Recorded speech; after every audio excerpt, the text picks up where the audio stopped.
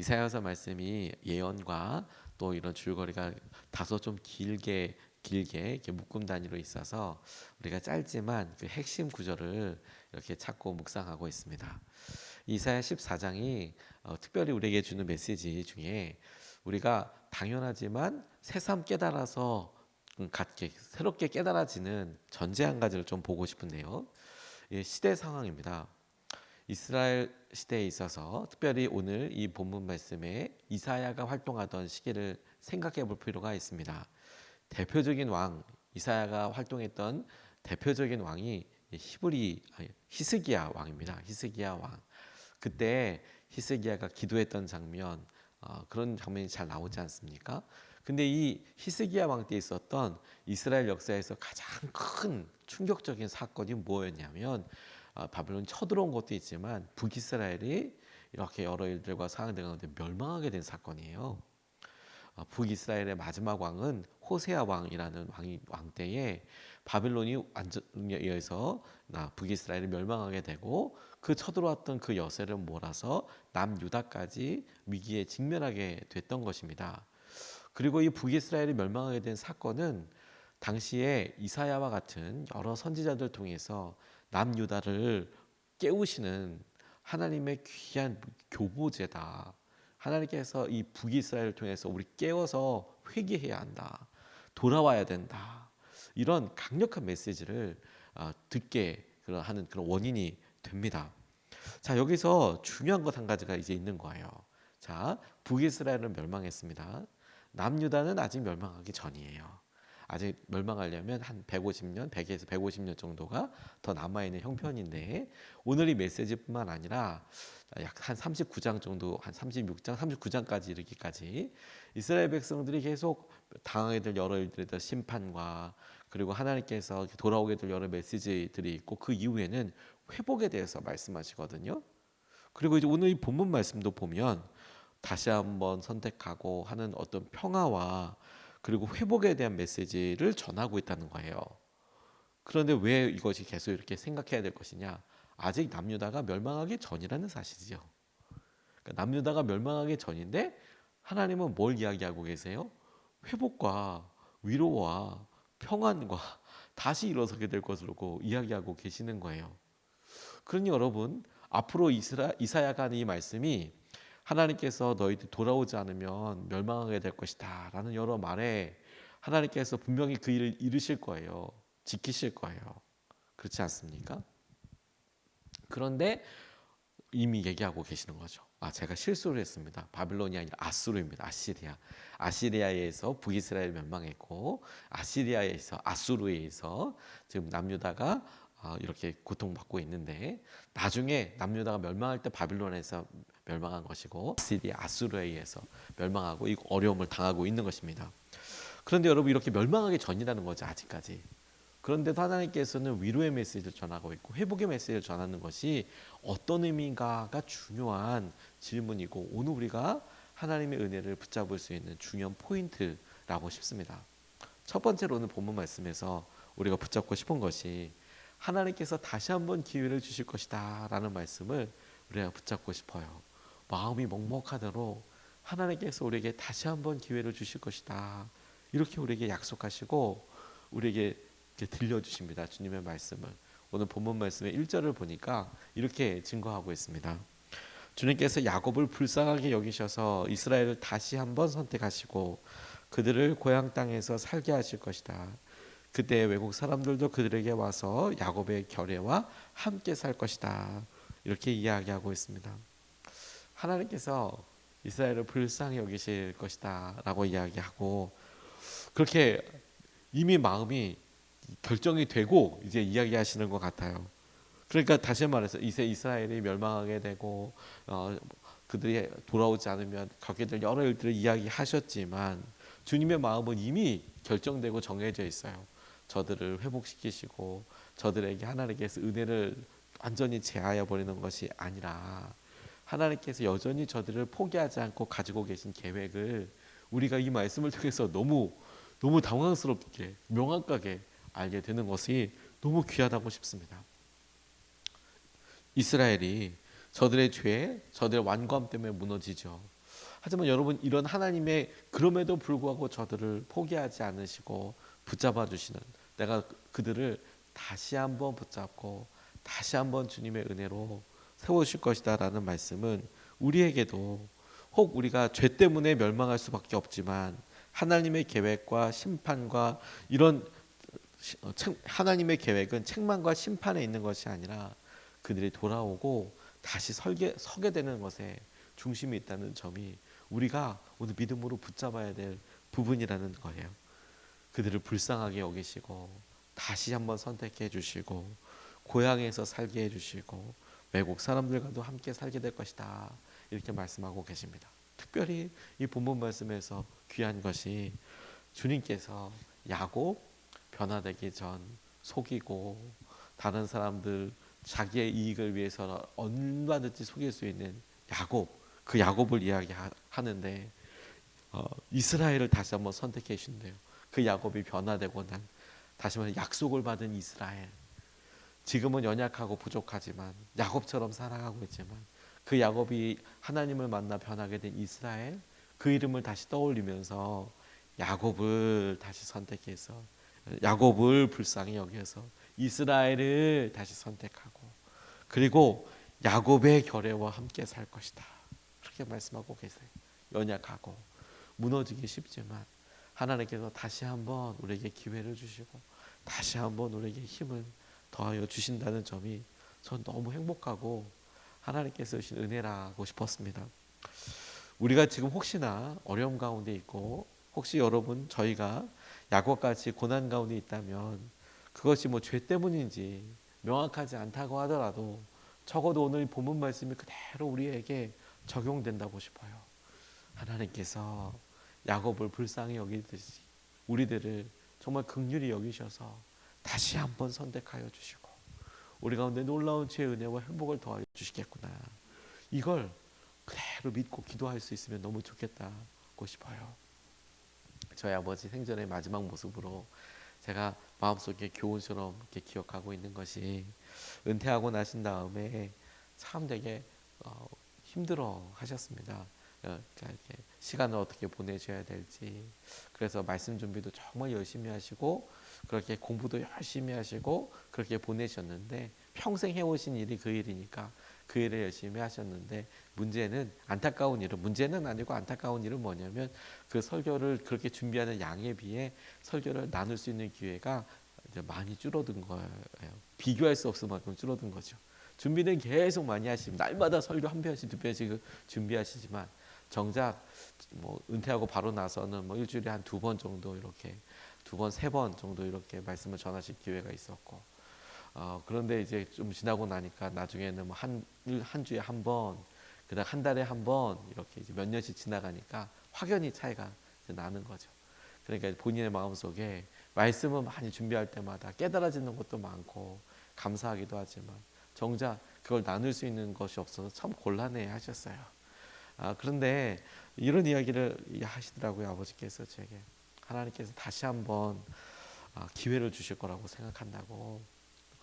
참 이렇게 은퇴하시고 나서 다시 한번 기회를 주신다라는 것이, 제가 아버지와 이야기할 때는 그렇죠 아버지, 네, 다시 한번 기회를 주셔서. 하지만 전 나름 사실 이렇게 잘 상상은 가지 않았습니다. 다시 현직으로 들어갈 수 있는 것도 아니고, 아버지 연세가 이제 70이 훨씬 넘어가고 나셨는데 어느 교회에서 청빙을 하는 것도 참 쉽지가 않아 보이고, 그런 상황에서 다시 한번 기회, 다시 한번 기회. 그래도 아버지가 그렇게 기도해 달라고 말씀하시고 강력하게 이야기하셔서 네, 저도 그렇게 기도하겠습니다. 그러니까 어떤 간절한 기도보다 그의 마음의 소원이니까 그래도 같이 동감하며 이제 기도하는데, 정작 그래서 유튜브를 이제 그러면서 시작을 하셨어요. 뭐 많은 사람들이 와서 뭐 유튜브를 많이 듣거나 그런 것은 아닌데, 그런데 제가 옆에 지나놓고 보니까 그것 자체가 새로운 시작이었더라고요. 뭐가 새로운 시작이냐면 유튜브를 다시 시작한 게 새로운 시작이 아니라 하나님께서 다시 시작하게 해주실 거야, 하나님께서 다시 나를 사용해 주실 거야 라고 시작한 어떤 여러 시도들 중에서 유튜브도 시작을 한 것 아니겠습니까? 그런데 다시 한번 사용해 주셨던 거구나라고 깨닫게 고백할 수밖에 없는 게 뭐냐면, 그 마음을 주셨을 때 그게 유튜브든 그게 기도 부탁이든 그의 사람들과 만나서 하셨던 여러 말씀을 전하시던 것들 다시 시작한다는 것이 그 약속을 붙잡고 그가 온전히 의지하기 시작한 그때부터 다시 시작된 거구나. 하나님께서 오늘 우리에게 우리가 힘들고 어려운 상황에 있을 때 하나님께서 우리를 불쌍히 여기셔서 긍휼히 여기셔서 다시 한번 선택해 주시고 우리가 야곱같이 살아도 우리를 다시 한번 선택해 주실 때 그 선택의 이유는 우리에게 허락하신 약속 때문이고 그리고 그 약속을 따라서 우리의 연약함에도 불구하고 회복시켜 주시고 돌아오게 하여 주실 것이다. 하나님 우리에게 이와 같은 말씀을 이루어 주십시오. 이렇게 같이 기도하고 싶습니다. 두 번째로 붙잡고 기도하고 싶은 것은 돕는 사람들이 붙고 이스라엘을 다스리게 될 것이다 라는 말씀을 좀 붙잡고 기도하고 싶어요. 돕는 사람들이 막 붙고 이 일이 어떻게 될까 싶은 일에서 그래 우리 힘으로는 안 되고 그렇더라도 돕는 사람들이 붙고 다스리게 될 것이다 라는 말씀이 너무도 위로가 되더라고요. 2절 말씀을 보면 이렇게 나와 있습니다. 여러 민족이 이스라엘 사람의 귀향을 도울 것이며 이스라엘 백성은 주님께서 주신 땅에서 외국 사람을 남종과 여종으로 부릴 것이다. 이스라엘은 자기들을 사로잡았던 자들을 사로잡고 자기들을 억누르던 자들을 다스릴 것이다. 이렇게 나와 있는데 역사를 공부하고 역사에서 하나님의 은혜를 찾는 사람들에게 주님이 주시는 참 귀한 교훈은 하나님께서 그와 같은 예언과 하나님의 메시지를 주셨던 것을 우리가 말씀으로 보고 그 상황을 우리가 역사가 흘러갔으니까 알고 그리고 더 중요한 것은 그 예언이 어떻게 성취되었는지를 우리가 말씀을 통해서 확인할 수 있다는 것이 적어도 우리가 그 말씀을 처음 들었던 사람들보다 훨씬 더 하나님의 말씀을 신뢰하고 붙잡을 수 있는 중요한 출발점이 된다고 싶어요. 그러니까 우리는 이스라엘 백성들이 처음 이 말씀을 들었던 것과 출발점이 달라요. 그들은 자기들이 처했던 상황에 있어서 어려움과 곤궁함이 있었지만 우리도 그런 점에서 똑같을 수 있어요. 어렵고 힘들 수 있어요. 근데 출발점은 뭐가 다르냐면 그 가운데 그들은 약속을 들은 것이고 우리는 우리의 삶의 약속과 함께 이스라엘이 어떻게 그 과정을 겪었는지를 우리가 알아요. 그래서 우리가 그 약속을 믿고 의지하는 것, 오늘 말씀을 보고 의지할 때 다만 하나님 우리가 이렇게 힘듭니다 라고 생각하고 들었던 것을 떠올리고 알아가고 아 그렇구나 믿어야지 정도가 아니라 그래 하나님이 이렇게 분명히 이스라엘처럼 말씀하셨어. 이스라엘에게 말씀하셔서 우리에게도 약속하셨지. 그런 말씀을 믿는 것과 함께 그래서 하나님께서 이스라엘을 이렇게 회복하여 주셨잖아. 우리에게는 그렇게 된다는 중요한 모범이 있잖아. 하나님 우리에게 이와 같은 은혜를 이루어 주실 거야. 이런 믿음의 귀한 모범을 우리가 하나 더 갖고 의지하는 것 아니겠습니까? 이스라엘 백성들에게 돕는 사람들이 생기고 그리고 그들이 돌아와서 오히려 자기들을 다스렸던 사람들을 거꾸로 다스리게 되고 역전되고 그런 일이 있을 것이다. 이렇게 하나님께서 말씀하시는데 저는 참 이 마음과 내용이 어떻게 알면 알수록 더 놀랍다고 싶어요. 당시에 이 말씀을 듣던 사람들이 중에는 이 말씀을 듣던 사람들 중에서는 우리가 싸움에서 진다고 싸움이 일어난다고 우리가 진다고 이렇게 생각했던 사람도 있을 거고 당시에 이 사람들이 생각했던 아수르, 아시리아 똑같은 이름입니다만 아시리아, 아수르 근데 그들을 보면서 어떻게 이겨 저런 강대국을 전쟁하면 우리가 질 거야 이렇게 생각하는 사람도 있었을 것이고 근데 적어도 그들 중에서 만약에 전쟁에서 진다면 이제 아시리아가 물러가고 바벨론이 와서 정작 그들이 하나님의 경고를 듣고 돌이키지 않아서 당했던 그 일들을 보면 그냥 상상의 수준이 아니었습니다. 70년 동안에 포로기가 있었고 성전이 무너지고 그리고 힘들고 어려운 시기를 실제로 겪어갔을 때 그건 그냥 상상 정도가 아니라 정말 힘들고 어려운 그런 과정을 겪게 됐죠. 그런데 결국에 우리가 그 역사를 보면 그렇게 강대해 보였던 아수르, 아시리아도 멸망했고 그들을 무찔렀던 바벨론도 무너지고 또 바벨론 그들을 무찔렀던 페르시아도 나중에는 이제 막 어려움 가운데 이렇게 갈라지고 부서지는 것을 보게 되죠. 그러니 우리가 오늘 이렇게 보면서 그래, 하나님께서 하실 일들을 말씀을 우리가 굳건히 붙잡을 수 있는 귀한 약속 자체가 된다라고 싶어요. 박유한 목사님이라고 이렇게 새롭게 하소서나 이런 데 이렇게 게스트로 나오는 아주 젊은 참 은혜로운 목사님 한 분이 있는데, 본인이 어렸을 때 목사가 되었던 일을 이렇게 간증을 하시는 내용을 들었습니다. 이분이 입양이 됐었는데, 시설에 있다가 입양이 되었는데 정작 본인은 중학교 2학년 때 알게 됐대요. 그래서 엄마 따라다니고 그랬던 엄마가 자기를 낳아주신 엄마가 아니었고 입양해 주신 엄마였는데, 그때 자기가 미혼모의 아들인 것을 알게 됐답니다. 그런데 어린 마음에, 어린 나이에 그렇게 사랑해주고 키워주신 그런 마음을 잘 붙잡고 살아가면 좋을 텐데 너무 큰 배신감을 갖게 됐대요. 다 알고 있었으면서 왜 나 안 알려줬냐, 왜 나를 그렇게 그랬냐, 이런 마음이 들어서 삐뚤어 나가기 시작했다는 거예요. 속을 많이 새겼답니다. 어머니가 미용실을 하셨는데 아침마다 기도하셨대요. 자기를 놓고 아침마다. 근데 기도 내용이 하나도 자기, 그러니까 어머니 자신과 미용실 위해서 기도하지 않더래요. 아침마다 기도하시는데 자기를 위해서, 이 아들 삐뚤어 나가 있는 아들을 위해서 그렇게 기도하시더래요. 근데 너무 안타깝게도 이 어머니가 2003년 9월에 어머니께서 돌아가셨는데 환갑도 안 돼서 60도 안 돼서 돌아가신 거예요. 젊은 나이에, 뭐 젊은 나이 아니고 요즘 60도 60 정도여도 요즘은 환갑 잔치도 잘 안 하잖아요. 그냥 가족들끼리 식사하고 말지, 이렇게 우리가 한 뭐 70이나 80은 살아야 이게 좀 이렇게 오래 살았다라고 이게 조금 이렇게 하지, 60인데 그러면 조금 이제 좀 서로 민망하지 않죠. 젊은 나이로 여겨지기 때문에, 젊은 나이로 여겨지기 때문에. 근데 환갑도 안 됐는데 돌아가셨대요. 근데 이 어머니의 마지막 기도 제목이 아들 아직 어린데 이야기하시는 것이, 요한아, 너한테 바라는 것은 없지만 하나님께 너 목사님 되게 해달라고 기도했다. 이게 마지막 유언이었대요. 난 너한테 바라는 건 없지만 하나님께 너 목사님 되게 해달라고 기도했다. 마지막에 또 그렇게 이야기하니까 이분이 더, 내 인생인데 왜 허락도 안 받고 어머니가 왜 약속하냐, 그다음에 더 힘들었다고 하더라고요. 왜 안 받고, 내 허락도 안 받고 왜 기도하냐, 목사가 되든 말든. 근데 여러 과정들이 있지 않겠습니까? 재정적으로나 여러 어려움과 다루심과 막 이런 일이 있는데 정작 자신이 이제 목사가 될 준비를 하면서, 그리고 목사 안수를 준비할 때 안수식이 이렇게 있지 않습니까? 근데 눈물이 멈추지가 않더래요. 어머니 생각이 나서.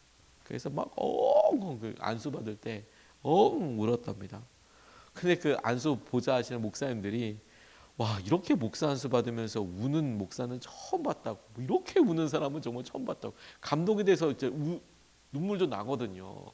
아, 이제 끝이구나 이제 진짜, 이런 생각도 들고 그러는데, 아니 이렇게 우는 사람은 처음 봤다고. 근데 이분이 정작 울었던 건 뭔지 아십니까? 자녀를 품고 기도하는 부모의 기도가 진짜 응답되는구나.